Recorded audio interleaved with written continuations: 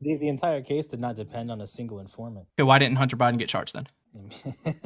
What do you mean? He was the president's son.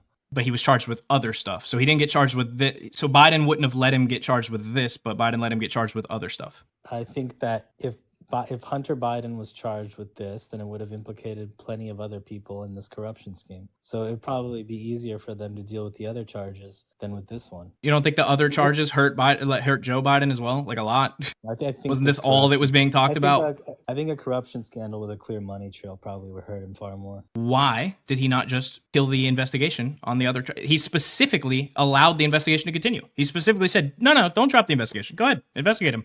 I mean, why not just kill it? That's like that's like when you guys say that the police department investigated itself and found no wrongdoing. Well, but they did find wrong. Do you understand? Like Hunter Biden was charged. I'm saying why didn't the investigation that led to him being charged? Why not just kill the investigation? You don't have to let that happen. Trump's killed a bunch of investigations into him. Why not kill this? They had to make it believable. I mean, there were so many crimes being committed that if they just said, well, there's no wrongdoing whatsoever, then there'd be a huge scandal. So they had to make it believable, basically. Okay, so just to summarize, your position is that an investigation that was started based on testimony from an informant that later came out saying he lied, that investigation into that corruption turned up no evidence. There is no further evidence. I don't know where you get this based on other outside evidence. There is none. Based on that, we can conclude that Joe Biden swept this under the rug so that Hunter would stay out of trouble for it and it wouldn't come back on him. But coming into office, knowing Hunter was being investigated for other things, lying on his gun background check and tax frauds,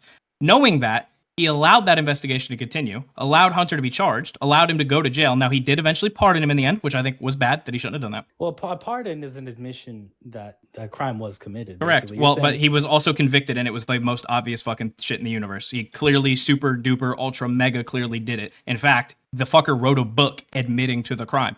So, yeah, he did it. So what are you arguing about? You're talking about, when you bring up the Hunter Biden laptop story, what you're talking about is the Burisma corruption scandal. The money, like the accusation that Burisma was paying Hunter and Joe Biden money for influence. Do you know how much money Hunter he was making on that was board? never convicted of anything regarding that, although he was convicted of other things. I'm saying those other things happened. This didn't. Sure.